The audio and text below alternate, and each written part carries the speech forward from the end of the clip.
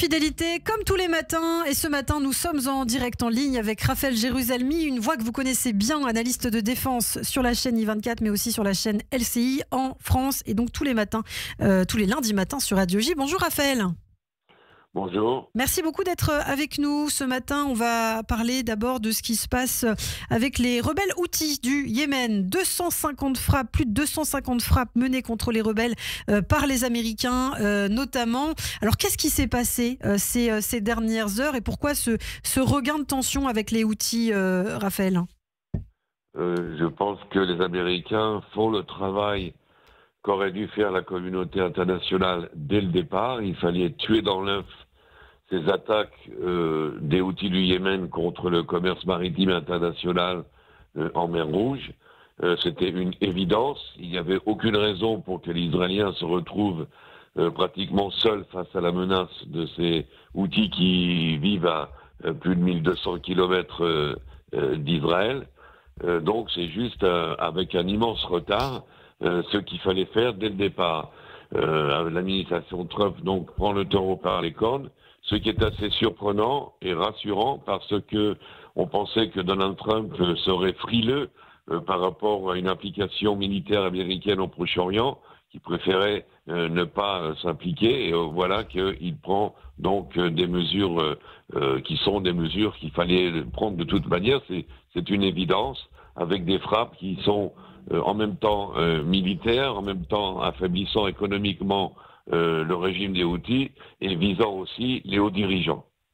Alors, on a entendu par ailleurs ce matin un de nos analystes qu'on a régulièrement nous dire que la vraie menace, ce n'était pas les rebelles Houthis du Yémen, mais c'était l'Iran. Mais justement, c'est aussi là l'occasion d'envoyer un message à l'Iran de frapper les rebelles, Raphaël. Oui, absolument. D'ailleurs, Trump l'a dit. Donc, il a prévenu les Iraniens de ne pas venir soutenir les Houthis contre l'Amérique. C'est évident. Je pense que c'est de toute façon pas une menace. Si vous avez un ennemi qui a un allié, l'allié de cet ennemi est votre ennemi. Et donc, il a bien prévenu les Iraniens, à qui d'ailleurs il offre quand même d'un autre côté une échappatoire, c'est-à-dire la possibilité d'un nouvel accord sur le nucléaire, un apaisement d'une certaine manière, mais bien sûr à condition qu'il cesse de soutenir tous ces proxys, toutes ces factions, car sans le soutien iranien, les Houthis n'emmèneront pas large. La question maintenant qui va se poser, et qui est à mon avis cruciale, c'est que se passe-t-il si et quand un drone ou un missile Houthi frappe un navire américain et qu'il y a des soldats américains de tuer? Est-ce que ça risque, sur le plan de la popularité, sur le plan du calcul politique de Trump, d'influencer la détermination américaine? Alors on reste sur le terrain, sur le front nord également. Il y a pas mal de développements. Les autorités syriennes qui ont accusé le Hezbollah d'avoir tué 3 de leurs soldats. On voit qu'il y a des tensions à présent entre le HTS et le Hezbollah. Avec quel regard Israël observe cette situation, Raphaël ? D'un autre côté, on ne peut que se réjouir lorsque deux ennemis d'Israël se tapent dessus. Alors, c'est vrai que le nouveau gouvernement syrien n'est pas nécessairement un ennemi d'Israël. Il faudra encore qu'il le prouve. On a quand même affaire à un leader djihadiste. Du côté de Hezbollah, il n'y a aucun doute. Et donc, s'il y a de l'huile sur le feu entre les deux, ben c'est très bien qu'ils se tirent dessus. Je pense que la meilleure chose qui pourrait arriver prochainement serait aussi une guerre entre l'Iran et la Turquie, par exemple, qui essaye de prendre le contrôle de la Syrie.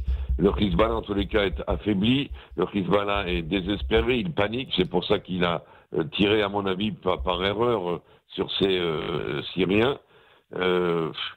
N'oublions pas une chose principale, c'est que le Hezbollah est un traître à la nation libanaise, mais aussi un traître à la nation syrienne, puisqu'il a soutenu le régime d'Assad, le régime cruel, tyrannique d'Assad.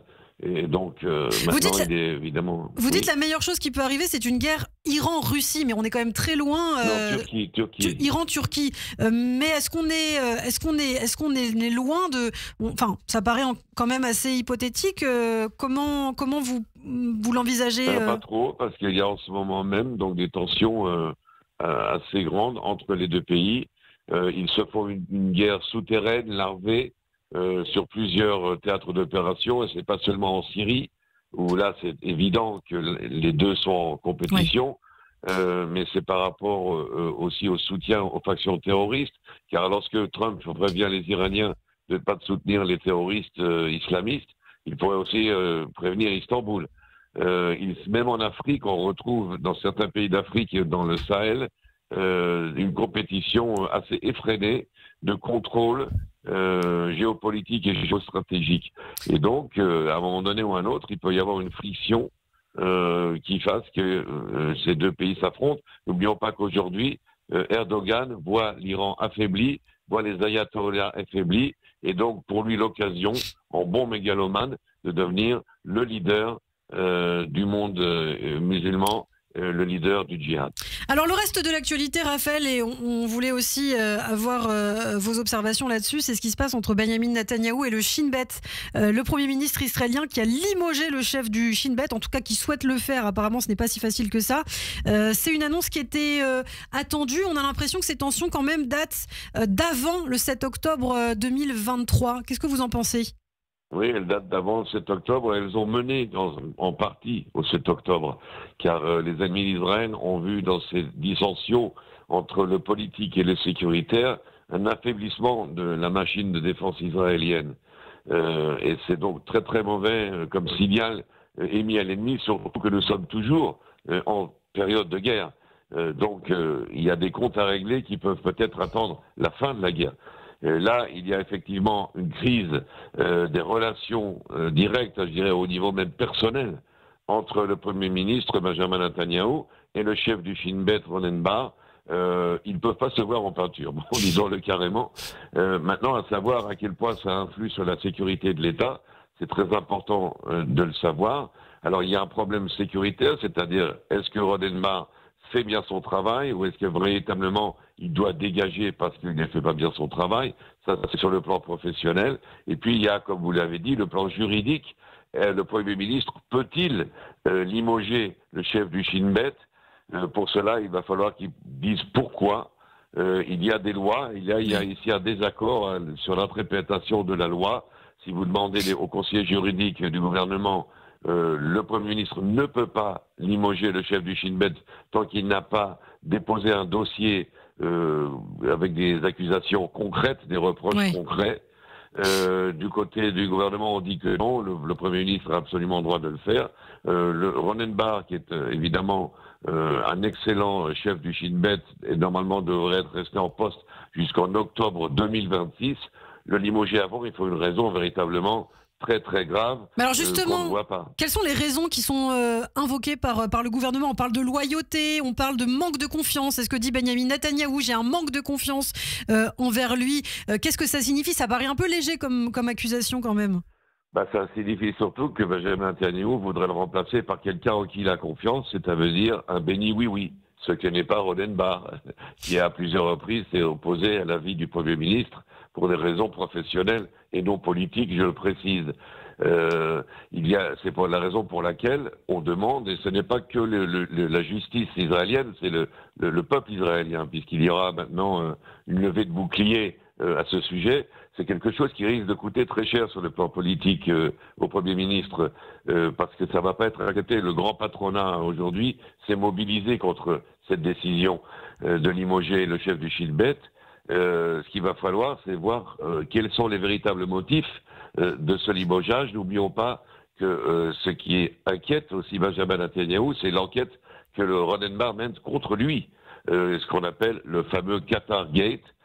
Il y a donc, le Shin Bet est impliqué maintenant dans une enquête qui menace d'une certaine manière le Premier ministre et pourrait l'impliquer dans une affaire d'État. Oui. Tout cela, évidemment, il faut bien le rappeler, lorsque ça va passer en justice et dans les enquêtes, va être top secret. On ne va pas pouvoir véritablement savoir grand-chose, car tout est classé secret, et donc ça sera en huis clos. Alors une dernière question, un dernier point concernant, évidemment, on ne les oublie pas, les 59 otages qui sont toujours captifs aux mains du Hamas dans la bande de Gaza. Des négociations ont lieu apparemment en ce moment au Caire avec le Hamas. Israël, la délégation israélienne est-elle rentrée en Israël? Comment ça se passe du côté d'Israël? Est-ce qu'on discute toujours à propos? Alors on discute toujours et d'un autre côté, les Égyptiens sont aussi venus en Israël pour discuter car ils s'inquiètent de la reprise des combats qui semble imminente maintenant. Et donc il y a ici un dernier balai diplomatique avant la reprise des combats militaires. Il y a évidemment le sujet est bloqué comme d'habitude, c'est l'impasse. Et comme d'habitude, on se retrouve avec l'obstacle principal qui est le Hamas et l'obstacle secondaire qui est la politique israélienne. Donc on peut considérer, je pense aujourd'hui, puisqu'on parle de limoger les gens, d'un échec cuisant du gouvernement israélien face à l'objectif des otages. C'est un échec, c'était la responsabilité de ce gouvernement d'assurer la sécurité des citoyens du sud d'Israël, de sauver les otages, tous les otages, ça n'a pas été fait. C'est un très grave échec. Vous avez raison de rappeler ce sujet, puisqu'après tout, dans toutes les tempêtes qu'il y a en ce moment à l'interne et à l'externe en Israël, c'est quand même le sujet principal. Et nous sommes véritablement dans une situation extrêmement tragique, extrêmement désolante pour les otages, pour les familles des otages et pour tout le peuple d'Israël. Eh bien, merci beaucoup. Merci Raphaël Jérusalemi pour ces précisions ce matin sur Radio J. On vous retrouve chaque semaine, tous les lundis matins, également en podcast sur notre site internet radioj.fr et en vidéo sur notre chaîne YouTube. Merci Raphaël et à la semaine prochaine.